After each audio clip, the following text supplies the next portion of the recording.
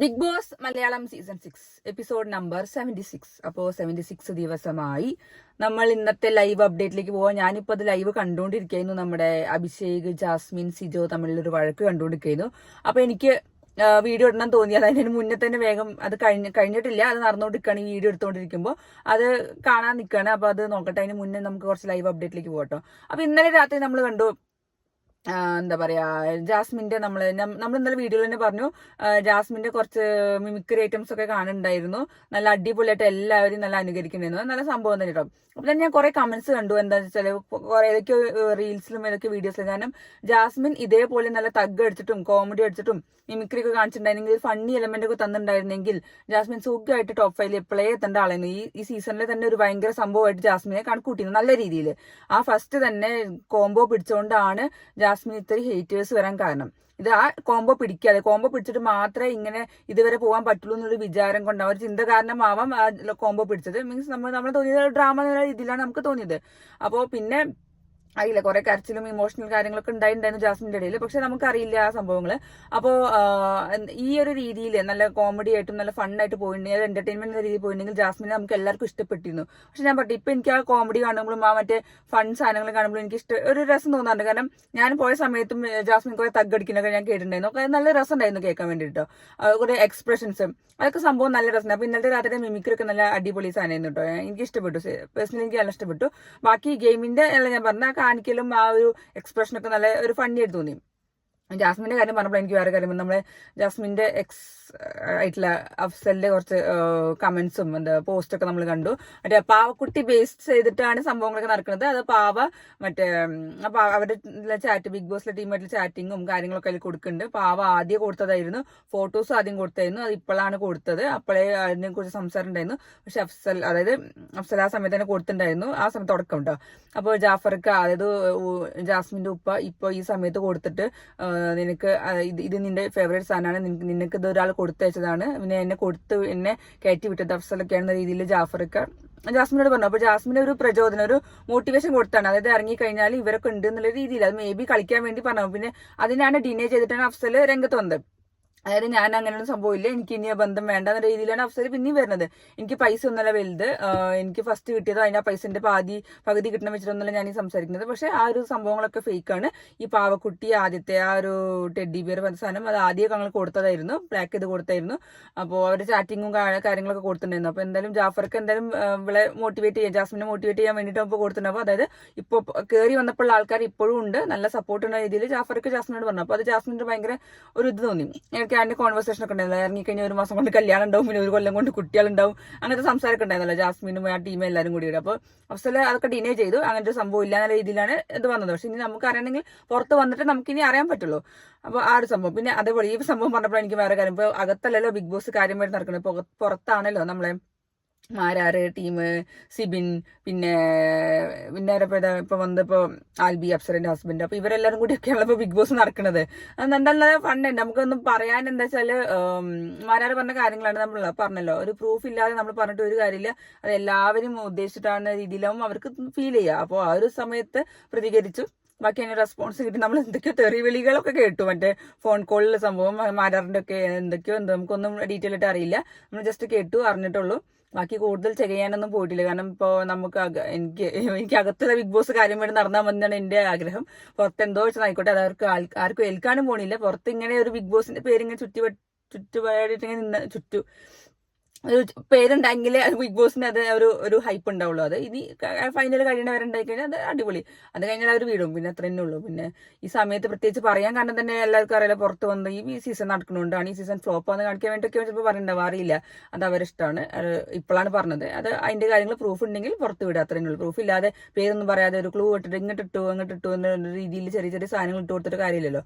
അപ്പൊ ആ ഒരു ഫൈറ്റ് ഇപ്പോൾ പുറത്ത് നടക്കുന്നുണ്ട്. പിന്നെ സിബിന്റെ കാര്യങ്ങളൊക്കെ അങ്ങനെ കുറെ കാര്യങ്ങൾ ഇപ്പോൾ പുറത്ത് നടക്കുന്നുണ്ട്. കാര്യമായിട്ട് ആയിട്ടൊന്നും പറയാൻ പറഞ്ഞാൽ നമുക്ക് കുറെ പേഴ്സണൽ ലൈഫിലെ കാര്യങ്ങളൊക്കെ ഇങ്ങനെ ഡിഗ് ചെയ്തിട്ടുള്ള കാര്യങ്ങൾ നമ്മൾ നടന്നുണ്ട്. അങ്ങനത്തെ അത് എനിക്ക് പറയാൻ താല്പര്യമില്ല. കാരണം നമ്മളാണെങ്കിലും പേഴ്സണൽ ലൈഫ് പറയാൻ ആഗ്രഹമില്ലാത്ത ആൾക്കാരാണ്. അതൊക്കെ അങ്ങനെ പോട്ടെ, അത് താല്പര്യം ഇല്ലാത്ത ആൾക്കാരാണ്.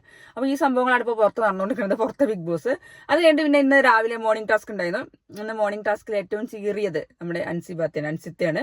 അൻസിത്ത നല്ല അടിപൊളിയായിട്ട് ആ ഒരു ടാസ്കിൽ കാര്യങ്ങൾ പറഞ്ഞു. അതായത് ബിഗ് ബോസ് സ്ക്രിപ്റ്റഡ് ആണോ, നിങ്ങളിവിടെ വന്നിട്ട് എന്താ പഠിച്ചത് എന്ന രീതിയിൽ ചോദ്യം ഒരു ടാസ്ക് വന്നപ്പോൾ അൻസിബ നല്ല അടിപൊളിയായിട്ട് ഉത്തരം പറഞ്ഞതാണ് ഞങ്ങൾക്ക് ഏറ്റവും ഇഷ്ടപ്പെട്ടത്. കാരണം അൻസിബ ശരിക്കും ഞാൻ പറഞ്ഞിട്ട് ഞാൻ ആദ്യം മുതലേ അൻസിബ എനിക്ക് ഇഷ്ടപ്പെട്ട ആൾ തന്നെയാണ്. എവിടെ നിന്നാണെങ്കിലും നല്ല ഷാർപ്പ് പോയിന്റ്സ് ഉണ്ട്, പറയാൻ കാര്യങ്ങളൊക്കെ നല്ല അടിപൊളിയായിട്ടുണ്ട്. ഇന്ന് അൻസിബ പറഞ്ഞ പോയിന്റ്സ് ഒക്കെ നല്ല അടിപൊളി സാധനങ്ങളായിരുന്നു. ഇന്ന് ഇടയിൽ കൂടെ നോറേനെയും കുത്തി, ജാസ്മിനെയും കുത്തി, പറയേണ്ടവരൊക്കെ പറയേണ്ടത് കുത്തിയിട്ടുണ്ട്. കാരണം എല്ലാവരും ഫേക്ക് വന്നിട്ടാണ്. ബിഗ് ബോസ് സ്ക്രിപ്റ്റഡ് അല്ല, കണ്ടസ്റ്റൻസ് ആണ് സ്ക്രിപ്റ്റ് ചെയ്തുകൊണ്ടിരിക്കുന്ന രീതിയിൽ പറഞ്ഞു. അതൊക്കെ നല്ല കറക്റ്റ് സാധനങ്ങളാണ്. കാരണം കണ്ടസ്റ്റൻസ് സ്ക്രിപ്റ്റ് ചെയ്തിട്ടുണ്ട്, അതിനനുസരിച്ച് ബിഗ് ബോസും അതിനനുസരിച്ച് തിങ്ക് ചെയ്തിട്ട് അതിനെ എങ്ങനെ പൊളിക്കാന്നുള്ള രീതിയിലാണ് ബിഗ് ബോസ് കളിക്കുന്നത്. അപ്പൊ അങ്ങനെ രണ്ടുപേരും തമ്മിലത് എന്താ പറയാ, അതൊക്കെ നമ്മൾ ശരിക്കും പറഞ്ഞ് ജീവിക്കുന്ന ഒരു ബിഗ് ബോസ് ലൈഫിൽ തന്നെയാണോ നമ്മളുടെ ജീവിതം എന്ന് പറഞ്ഞാൽ. പുറത്തുള്ള ആൾക്കാരും ആ ഒരു സംഭവം അകത്താണെങ്കിൽ നമ്മൾ നമ്മളുടേതായ രീതിയിലാണ് സ്ക്രിപ്റ്റ് ചെയ്തതും നമ്മൾ ജീവിക്കുന്നതും. അപ്പൊ ആ സംഭവം തന്നെയാണ് അകത്തുള്ളത്. പക്ഷെ അത് കാണികൾക്ക് കാണാം, എല്ലാവർക്കും കാണാം, ഓഡിയൻസിനൊക്കെ കാണാം. നമ്മൾ നമ്മുടെ കാര്യങ്ങൾ പക്ഷെ ആൾക്കാർക്ക് കാണുന്നില്ല, അത്ര വ്യത്യാസമുള്ളൂ. അപ്പോൾ അൻസിബ പറഞ്ഞ കാര്യങ്ങളൊക്കെ നല്ല പിൻ പോയിന്റ് സാധനങ്ങൾ എല്ലാവരും ഇങ്ങനെ അന്തം വിട്ടിരുന്നുണ്ട് ശരിക്കും. അത് നല്ല അടിപൊളി സംഭവമായിരുന്നു. പിന്നെയാണ് നമ്മുടെ ടാസ്ക് വന്നത്, അതായത് ഈ ഫിനാലിന്റെ ബോണസ് പോയിന്റിന് വേണ്ടിയുള്ള ടാസ്ക്. അത് ശരിക്കും പറഞ്ഞാൽ മെമ്മറിയും ലക്കും ഉള്ള കാര്യങ്ങളാണ് വേണ്ടത്. മെമ്മറി വേണം, ലക്കും വേണം. അത് സത്യം പറഞ്ഞാൽ ലക്ക് മെയിനായിട്ട് സാധനം വേണം. അത് ഒരേപോലത്തെ രണ്ട് ഷീറ്റ് സാധനങ്ങൾ ആ പിക്ചേഴ്സ് വന്നു കഴിഞ്ഞാൽ അവർക്ക് പോയിന്റ് കിട്ടുന്ന രീതിയിൽ. അങ്ങനെ നമ്മുടെ ഡെൻ ടീമാണ് ജയിച്ചത്. ജിൻഡോന്റെ ടീം ആദ്യമായിട്ട് അങ്ങനെ ജയിച്ചിട്ടുണ്ട്. ജിൻഡോന്റെ അത് അതാണ് നന്ദന കാരണം കേട്ടോ ശരിക്കും ഉണ്ടായത്. അപ്പോൾ ജിൻഡോന്റെ ടീം ജയിച്ചു. പിന്നെ സെക്കൻഡ് വന്നത് നെസ്റ്റ് ആണ്. പിന്നെ തേർഡ് ടണൽ വന്നു. ഫോർത്ത് ഇവരും എന്താ പറയാ നെസ്റ്റിന്. അപ്പോൾ ഇതാണ് ഇപ്പൊ ഉണ്ടായത്. അപ്പൊ മുന്നിൽ നിൽക്കുന്നത് ഇപ്പോൾ നെസ്റ്റ് ടീമാണ് ഇപ്പൊ മുന്നിൽ നിൽക്കുന്നത്. സെക്കൻഡ് ടണല്, തേർഡ് ഡെൻ ആണ്. Third Den, fourth nest. അപ്പോൾ ഇങ്ങനെ ഒരു ടീമിങ് ഒരു കാര്യങ്ങൾ. അതിന് മുന്നേ വേറെ സംഭവം ഉണ്ടായിരുന്നു. അൻസിബ പിന്നെ നോറനെ കുറിച്ച് പറയാൻ തുടങ്ങി, നോറന്റെ ഡിസ്കഷൻ പറയാൻ തുടങ്ങി, നോറന്റെ പാരന്റ്സിന്റെ കാര്യങ്ങൾ പറഞ്ഞിട്ടും അതൊക്കെ പേഴ്സണൽ ലൈഫിന് പിന്നെയും പറഞ്ഞുകൊണ്ടിരിക്കുക. പിന്നെ അത് എനിക്കൊരു സുഖം തോന്നില്ല. കാരണം അത് കഴിഞ്ഞു. അത് നോറ വീണ്ടും പറയുന്നുണ്ടെങ്കിൽ അത് നോറന്റെ മിസ്റ്റേക്കാണ്. നോറ അത് ഇട്ട് കൊടുക്കുന്ന ആൾക്കാർക്ക് വേണ്ടിയിട്ട് പിന്നെ ഡിസ്കസ് ചെയ്യാൻ വേണ്ടിയിട്ട് ആ കാര്യങ്ങൾ കഴിഞ്ഞു. ആ ഉപ്പേന്റെയും ഉമ്മേന്റെയും കാര്യങ്ങൾക്ക് ഇനി വീണ്ടും പറഞ്ഞത് ആൾക്കാർ മുന്നിൽ ഇട്ട് കൊടുക്കണം. നമ്മള് അത് സുഖമില്ലാത്ത സാധനങ്ങളാണ് ശരിക്കും. നമ്മളെ ഫാമിലി മാറ്റേഴ്സ് പ്രൈവറ്റ് ആയി വെക്കേണ്ട കാര്യങ്ങൾ പ്രൈവറ്റ് ആയിട്ട് വെക്കണം. അങ്ങനെ തന്നെയാണ് എനിക്ക് പറയാനുള്ളത്. എന്റെ ആഗ്രഹം അങ്ങനെ തന്നെയാണ്. എന്റെ കാര്യങ്ങൾ എന്റെ പേഴ്സണൽ കാര്യങ്ങൾ ഞാൻ ഒളിപ്പിച്ചേക്കാൻ തന്നെ നിൽക്കുന്ന ആൾക്കാരാണ്. എനിക്ക് താല്പര്യമില്ല പബ്ലിക്കായിട്ട് കാണിക്കണമെന്നോ കൂടുതൽ. നമുക്ക് എന്താ ഇപ്പൊ സിനിമയിലാണെങ്കിൽ നിങ്ങൾ ശ്രദ്ധിച്ചിട്ടില്ലേ, സിനിമക്കാരൊക്കെ എല്ലാ പ്രൈവറ്റ് കാര്യങ്ങളും ഇങ്ങനെ ഡിസ്കസ് ചെയ്തിട്ടാണ് നടക്കുന്നത്. അവരുടെ സിനിമ റിയൽ ലൈഫ് നമ്മൾ കാണുള്ളൂ.